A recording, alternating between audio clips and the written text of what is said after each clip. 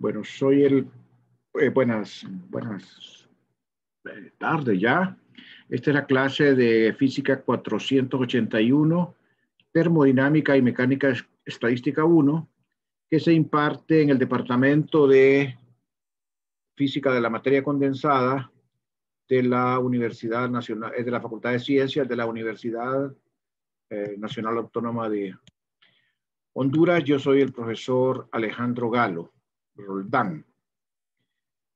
Vamos a continuar hoy con nuestras clases de repaso. Vamos a ver la segunda clase de repaso. Estábamos viendo ayer el concepto de trabajo y comenzamos viéndolo entonces el concepto de trabajo para sistemas hidrostáticos, o sea, fluidos. Vamos a ver ahora una ampliación al concepto básico, que es el hecho de tener dos sistemas compuestos. O sea, que tenga más de dos, o sea, un sistema y dos sistemas al mínimo. En este caso, no solamente tendremos tres coordenadas. Antes teníamos, ¿se recuerdan? La presión, el volumen y la temperatura y una ecuación de estado. Puede ser que nosotros tengamos más de tres coordenadas y más de una ecuación de estado. Entonces ahí la situación varía un poquito. Acuérdense entonces que la formulita para determinar cuántos grados de libertad hay, es decir, cuántas variables independientes hay en un sistema, es igual al número de variables totales menos el número de ecuaciones de estado, o sea, ligaduras. Eso nos daría el número de variables independientes. En el caso de tener un sistema presión, volumen, temperatura, entonces tenemos una ecuación de estado, tres variables, entonces tenemos 2 grados de libertad, o sea, dos variables independientes. Vamos a ver este ejemplo del cual tenemos, por ejemplo, dos gases que están unidos por una pared diatérmica, o sea que permite el contacto, permite el intercambio de calor entre los dos. Y aquí tenemos unos émbolos móviles en este lado acá, que por medio de los cuales se puede ejercer presión sobre cada uno de los gases. Entonces, si tomamos que el sistema sea los dos gases, vamos a ver que los gases pueden llegar al equilibrio térmico, o sea, se pueden caracterizar por una sola temperatura, porque si hacemos el trabajo de manera cuasiestática en ambos gases, los cambios van a ser tan pequeños que prácticamente casi de manera instantánea los sistemas van a estar en equilibrio térmico, o sea que se puede caracterizar el sistema por una sola temperatura. En este caso, tendríamos nosotros 5 variables termodinámicas, que serían la presión P del gas de la izquierda, el volumen B del gas de la izquierda, la presión P' del gas de la derecha, el volumen B' del gas de la derecha, y además, entonces, la temperatura del gas de la derecha. Entonces, tenemos cinco variables totales, pero en este caso tenemos además dos ecuaciones de estado, una para cada gas. Entonces de esas ecuaciones, de esas variables, entonces resto 2 por las ecuaciones de estado y me van a quedar 3 variables independientes, ¿verdad? Entonces ahí tenemos las 5 variables, las 2 ecuaciones de estado, y por lo tanto solo 3 de las 5 coordenadas serán independientes.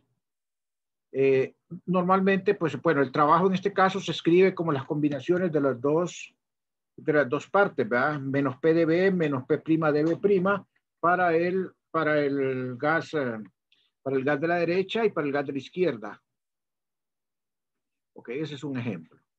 Otro ejemplo es un gas ideal paramagnético. Un sistema que cumple esa característica es, por ejemplo, el oxígeno a bajas presiones. Entonces, en ese caso, el gas lo tenemos aquí en un recipiente que está sujeto a un émbolo móvil, pero además nosotros tenemos esto inmerso en un solenoide que produce un campo magnético de magnitud H. Entonces, en este caso, este es un sistema es un sistema que está compuesto por dos formas de hacer trabajo. Al cambiar la magnitud de H, se cambia la magnitud de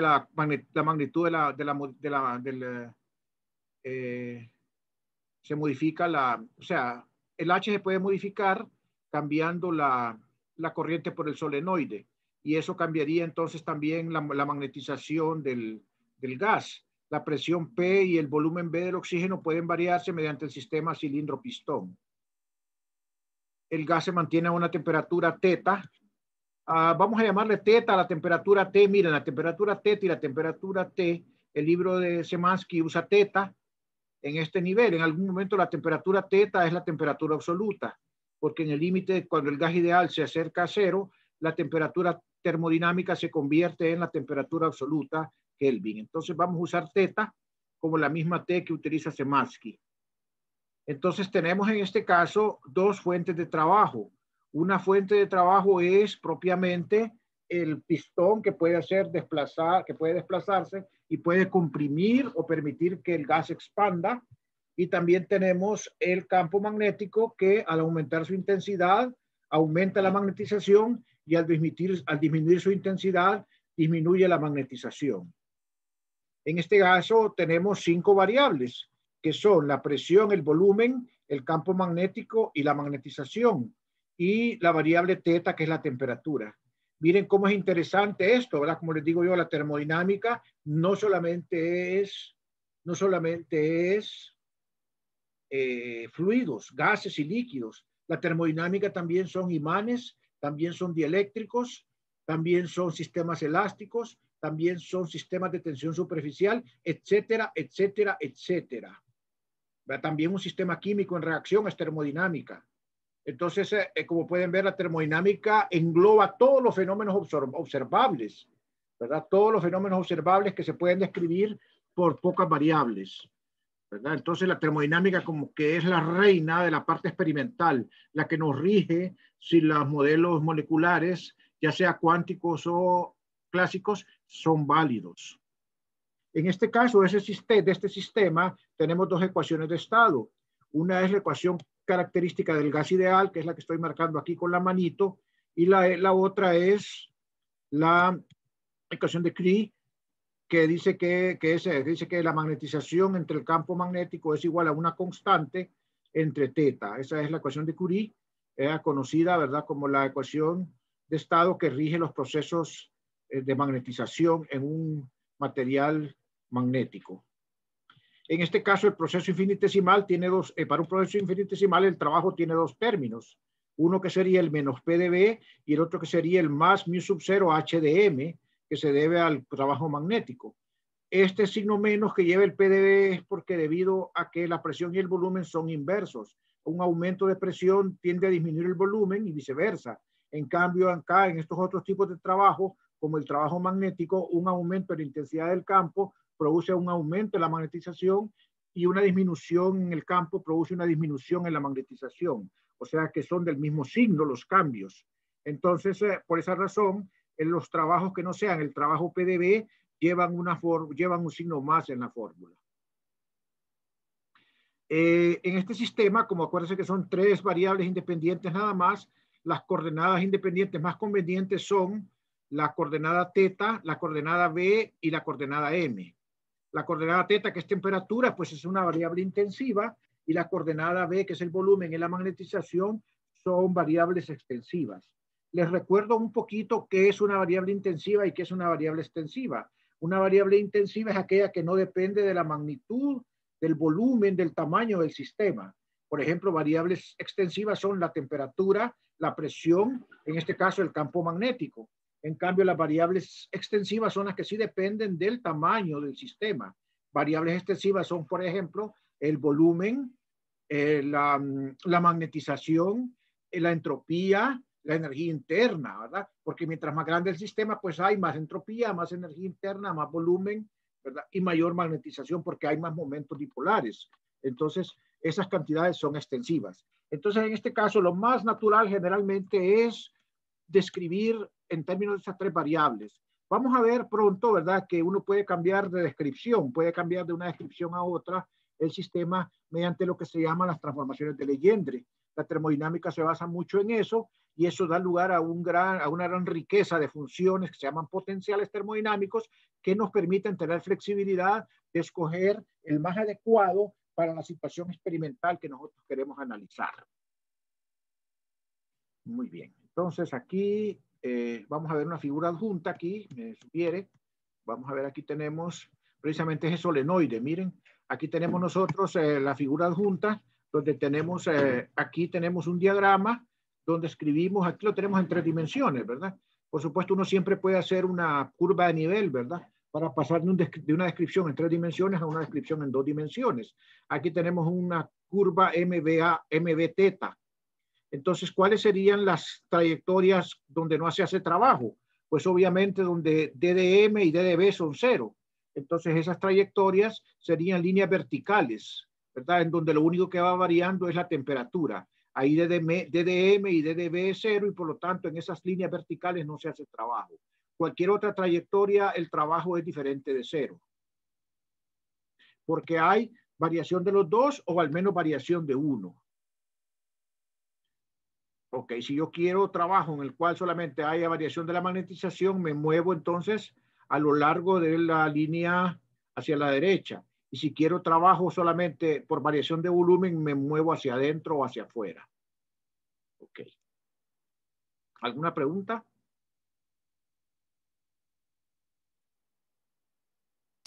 No, ninguna, doctor. Ok. Podemos generalizar ya con este ejemplo, ¿verdad? Que para un sistema compuesto,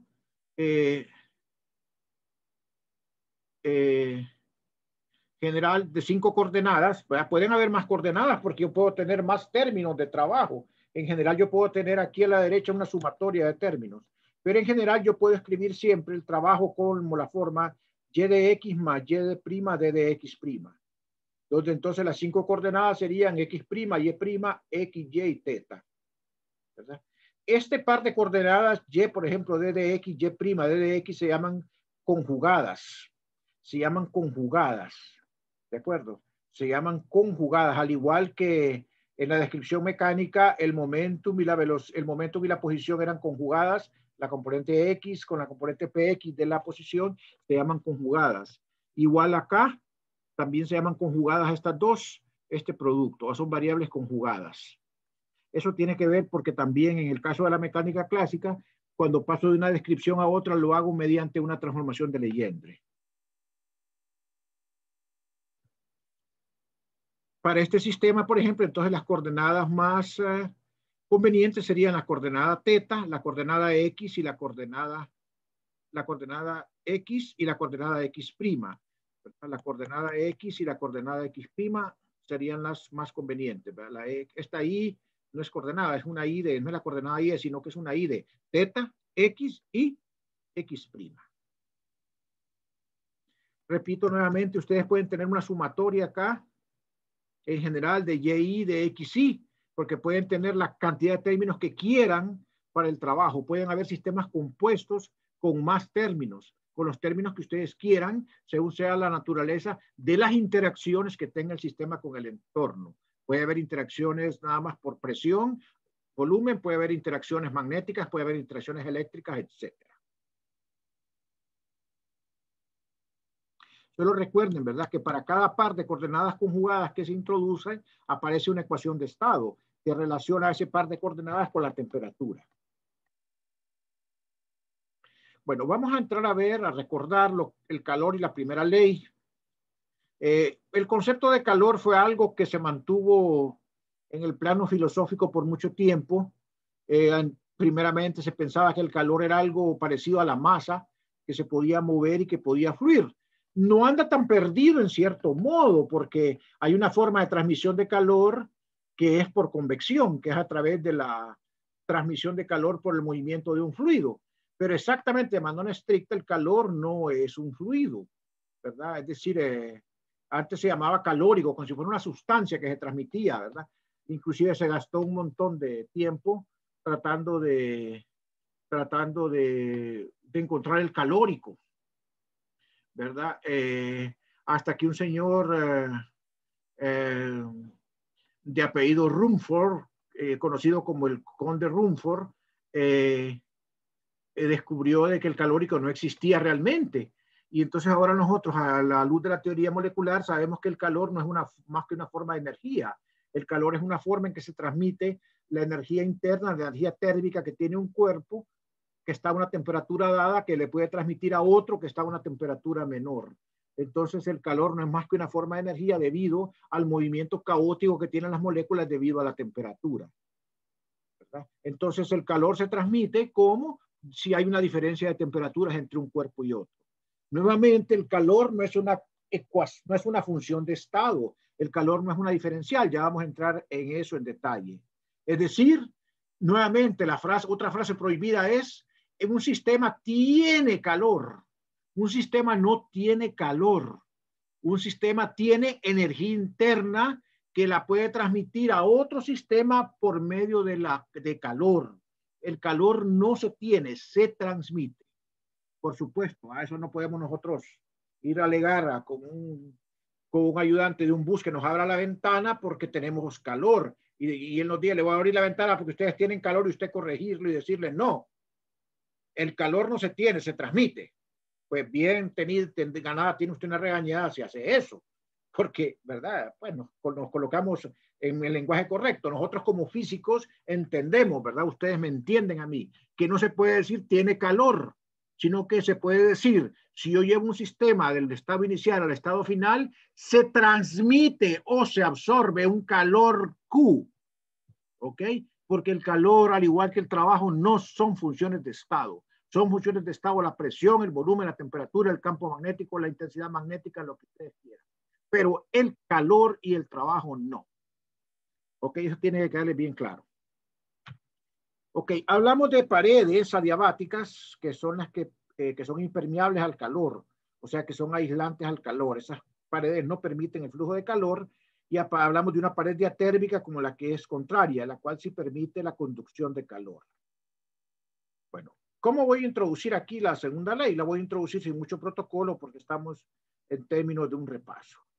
La mejor forma, la forma más conceptual de introducir la segunda ley es mencionándolo es un hecho experimental. Imagínense ustedes que ustedes van de un estado inicial a un estado final y que lo hacen por un camino, por ejemplo, el que está marcando mi manito aquí. Entonces miden ustedes el trabajo y el calor el trabajo que se hace y el calor que se transmite en este proceso, y ustedes lo suman y ustedes lo dejan así. Ustedes miden el calor y el trabajo y luego lo miden por este otro proceso, el calor y el trabajo. Ustedes van a encontrar que el valor de el calor y el trabajo por ambos procesos, o sea, aquí también de Q por arriba y por abajo, también aquí de W,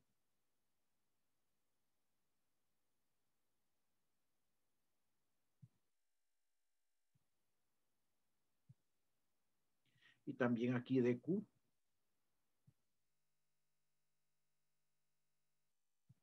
son diferentes, dependen del camino, o sea, son diferentes en uno que en otro. O sea, si le llamamos 1 a esta trayectoria, romano 1, y si le llamamos romano 2 a esta trayectoria, entonces en general DW1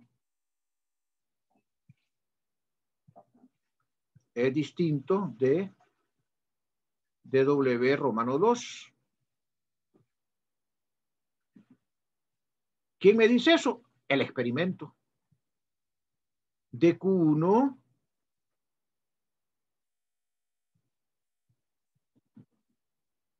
es diferente de DQ2. ¿Quién me dice eso? El experimento. Y eso para nosotros es el canon, ¿verdad? Es sagrado. Entonces, pero sí encuentro una cosa que me la dice también el experimento. Y es que si yo sumo DW1 más DW2, perdón, DW1 más DQ1 y sumo DQ1 más DQ2 más DW2, resulta que eso sí es independiente del camino. O sea, DW1 más DQ1 sí va a ser igual a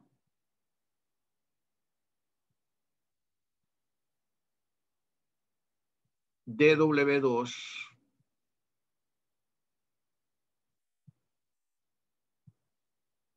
más dQ2. Ok, entonces, ¿qué significa eso? Eso significa que a la suma de dW más dQ debe estar asociada una función de estado. Entonces nosotros llamamos a esa suma dQ más dW de tal forma igual a ddu, de tal forma entonces que esta diferencial de U sí es una diferencial exacta. Esta sí es una diferencial exacta. Esta sí es una diferencial exacta. O sea que la variable U que estamos introduciendo ahí va a ser una función de estado. Y a esa función de estado U es a la que se le llama energía interna. ¿Verdad? Es una diferencial exacta. Se le llama energía interna. ¿Verdad? Diferencial exacta. Y entonces esta combinación dice muchas cosas. Está diciendo que la energía se conserva, que la diferencia entre el calor que un sistema absorbe y el trabajo que hace es igual a la energía que queda reservada como energía interna. Eso es conservación de energía, pero nos está reforzando el hecho de que el calor también es energía, que lo puedo intercambiar y convertir en energía interna, ¿verdad? Entonces, y combinarlo con el trabajo. Entonces es un enunciado bastante profundo, con unas consecuencias fuertes, ¿verdad? Y que es un resultado experimental. Ese es el primer principio de la termodinámica. El primer principio de la termodinámica. ¿Puede retroceder o precisar? Permítame. Dígame. ¿Aquí? Solo para grabar la imagen quería... Si otro poco. ¿Quiere más? Un poquito más para ver de donde... Sí, porque ya la subí sin esas notas, entonces está bien que la tome la imagen. Porque ya está subida la clase en el portal, ¿verdad? Pero no la subí con esos cambios, con esas notas. Porque son comentarios, ¿verdad? Que voy agregando. Usted me avisa cuándo, o si quiere que la mueva más. No, ya boté esa parte. ¿Está bien ahí? ¿Alguien más quiere preguntar algo? Pregunto si entendieron lo que hablé.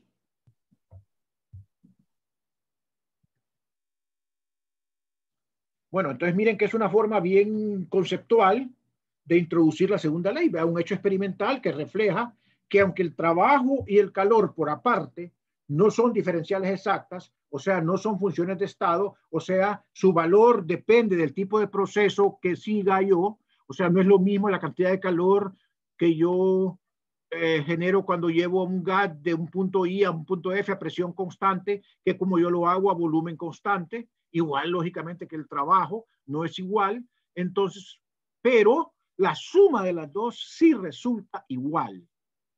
¿Okay? La suma de los dos sí resulta igual. Y esa suma da lugar a una diferencial exacta que se llama ddu y cuya función es una función de estado que se llama U, o sea, energía interna. Bien. Entonces voy a continuar. Porque estoy asumiendo entonces que estamos claros. Cuando no estén claros, díganme y discutimos, la aclaramos o lo dejamos para una discusión posterior, pero tienen libertad, ¿verdad?, de manifestarse. Para un proceso adiabático, entonces dQ es 0, ¿verdad? Y en ese caso, sí, el trabajo resulta ser una función de estado, porque el trabajo resulta ser igual al cambio de energía interna. Y entonces el trabajo inicial, el trabajo que se hace de llevar el sistema de un valor inicial hasta un valor final es el cambio de energía interna, o sea, es la energía interna al final menos la energía interna al inicio. Entonces, ¿qué pasa? Si la energía interna final es mayor que la energía interna inicial, el trabajo es positivo, o sea, el sistema recibió trabajo. Piensen, lógicamente. Imagínense que tienen un gas en un émbolo, hacen un trabajo positivo, o sea, lo comprimen. Si lo comprimen, el gas tiende a calentarse. Y si tiende a calentarse, o sea, tiende a aumentar su temperatura y por lo tanto tiende a aumentar su energía interna. Entonces, esta expresión queda tranquila con queda, digamos, consistente con nuestra experiencia básica. Dígame. Dijo que si el calor aumentaba, que no le logré escuchar la última palabra que dijo luego de eso. Si usted tiene un gas, ¿verdad? Y ese gas lo comprime. ¿Qué tiende a pasar si comprime el gas? usted está haciendo, al comprimirlo, está haciendo un trabajo positivo, ¿de acuerdo? Sí, Entonces, al comprimir el gas se tiende a calentar. Eso es sí, lógico porque el volumen disminuye, ¿verdad? Y las sí, colisiones entre las moléculas aumentan y entonces el gas tiende a calentarse. Al calentarse el gas, la energía interna aumenta, porque la energía interna es precisamente ese movimiento caótico que tienen las moléculas individualmente. Esa energía cinética que tienen de traslación o de rotación o de vibración, si son diatómicas o poliatómicas. Entonces, al aumentar, entonces aumenta la energía interna. Eso significa que en efecto, al hacer un trabajo positivo, usted está aumentando la energía interna. Eso está de acuerdo con esta expresión que está acá. Ah, ok. ¿Ok? Estamos Sí, claros doctor. con el razonamiento, ¿verdad? Sí, sí, doctor. Gracias. Ok. Voy a insistir a veces en cosas así muy triviales, ¿verdad? A veces van a ver ustedes desarrollos matemáticos muy complicados, pero van a ver que también vamos a atender a las cosas básicas, ¿verdad? Porque este es un curso de fundamentos y lo que yo quiero es que ustedes queden bien fundamentados, bien formados en su nivel matemático, por supuesto, ¿verdad? Pero sobre todo bien fundamentados. Un físico con buenos fundamentos es como un edificio construido con una base sólida, ¿verdad? Puede ir a sacar los doctorados y postdoctorados que tiene y no lo va a votar nadie, porque tiene buenos fundamentos. Pero si no tiene buenos fundamentos, puede sacar los postdoctorados que tienen y se puede derrumbar con un viento un poquito fuerte. Eso es una regla que así se aplica. Entonces, el convenio que nosotros manejamos aquí, bueno, es que Q es positivo cuando penetra al sistema y Q es negativo cuando sale, eso ya lo tenemos. Entonces, bajo ese, bueno, tenemos ya aquí la segunda ley para un sistema hidrostático, ¿verdad? Para un sistema PV. Entonces, acuérdense que aquí entonces el trabajo es menos PdV. Entonces, en vez de poner el dW, pongo menos PdV y escribo la segunda ley para este sistema hidrostático. Si la quieren escribir para otro sistema, entonces ustedes van agregando aquí los términos de trabajo que corresponden. Bueno, en este caso son 3 variables, 2 independientes. Entonces yo puedo tomar varias combinaciones. Una que puedo tomar es que la energía interna sea función de B y de teta. En ese caso, entonces, hago el desarrollo del diferencial de la energía interna y poner d de U como la parcial de U con respecto a teta, volumen constante por d teta, más la parcial de U con respecto a B a teta constante por d de B. O puedo tomar las 2 variables independientes como que si fueran teta y P. Y puedo escribir entonces d de U como la parcial de U con respecto a teta a P por d de teta, más la parcial de U con respecto a P por d de P. ¿De acuerdo? Matemática simple, ¿verdad? La definición del diferencial exacto de una función de 2 variables independientes. Muy bien. Les quiero mostrar aquí una hoja adjunta. Vamos a ver acá. Entonces, ¿qué tiene que ver eso acá con lo que estamos hablando? Vamos a ver acá. Aquí está, ¿verdad? Los diferentes sistemas, ¿verdad? Ahí tenemos un sistema hidrostático, un alambre, una lámina superficial, una pila eléctrica. Aquí en este caso es el voltaje y Z es la carga, ¿verdad? Eso no lo mencioné antes, pero no importa, aquí los estamos introduciendo. Aquí está el trabajo dieléctrico y el trabajo magnético. Miren que todos llevan signo más menos el trabajo PV. Y en ese caso aquí están las coordenadas independientes. En el caso de U puede ser también B, pueden ser, o sea, las 3 variables son PV y teta. En el caso del alambre son F, L y teta, etcétera. Y entonces ustedes pueden escoger cualquier combinación, P teta, B teta, PV inclusive, ¿verdad? Entonces allá nosotros hicimos una escogencia, una donde fueran B y teta y otra donde fueran P y teta. Entonces, bien. Vamos a hablar de la que es la capacidad calorífica. Supongamos que al agregar calor a un sistema aumenta su temperatura. Es una cuestión que en general así ocurre. Puede ser que disminuye, pero en general sabemos que va a cambiar la temperatura. Vamos a definir la capacidad calorífica de un sistema como el límite cuando la temperatura final tiende a la temperatura inicial del calor que se le está dando al sistema entre la diferencia entre la temperatura final y la temperatura inicial. Y eso entonces es la definición de una derivada, pero esta no es una derivada tomada así de manera tan brusca, porque acuérdense que esto no es una diferencial exacta, ¿verdad? De Q. Entonces hay que tener mucho cuidado con esto. Esto se maneja con pies de plomo, ¿verdad? Esto es una derivada que tiene ciertas restricciones, porque esta no es una diferencial exacta. Como que si tuviera aquí yo, por ejemplo, una energía interna, un volumen, una entropía, ahí se puede tomar la derivada con respecto a la temperatura. Aquí hay que tener cuidado. Pero en todo caso, bueno, esta es la definición de capacidad calorífica. La capacidad calorífica es una propiedad intensiva. Nosotros hablamos de la... perdón, es una capacidad, es una propiedad extensiva, o sea, depende de cuánta cantidad de sustancia tengamos. Es una magnitud extensiva, o sea, tenemos que para 1 gramo de cobre, para 2 gramos de cobre, para 3 gramos de cobre, la capacidad calorífica varía. La capacidad calorífica va en unidades de Joule por grado Kelvin. Muchas veces hablamos de la que se llama la capacidad calorífica específica, que sí es una propiedad intensiva, lo que se llama el calor específico. Y lo definimos como la capacidad calorífica por unidad de masa. O sea que sería 1 sobre m de Q en de teta. Las unidades de este calor específico o capacidad calorífica específica, serían Joule por Kelvin por kilogramo, ¿verdad? Algunas veces se usa, en vez de usar la masa, se usa el número de moles, y entonces hablamos de capacidad calorífica molar, que sería entonces la capacidad calorífica por número de moles. Esta es la mayúscula, ¿verdad? La capacidad calorífica por número de moles, N, que se define como 1 sobre N de Q en de teta. También es una propiedad intensiva. O sea, hablamos de la capacidad calorífica del cobre, hablamos de la capacidad calorífica, del calor específico del cobre, hablamos del calor específico del agua, hablamos del calor específico del alcohol, etcétera, etcétera. Entonces, en este caso, las unidades serían Joule, mol, Kelvin. Me queda 1 minuto, voy a tomar rápidamente asistencia, me voy a retirar y voy a otra vez a conectarme. Me queda 1 minuto para tomar asistencia. Ya capturé. Entonces, en 1 minuto me conecto para que por favor continuemos. Entonces, ahí les ruego que me esperen. Me está viendo. Ok.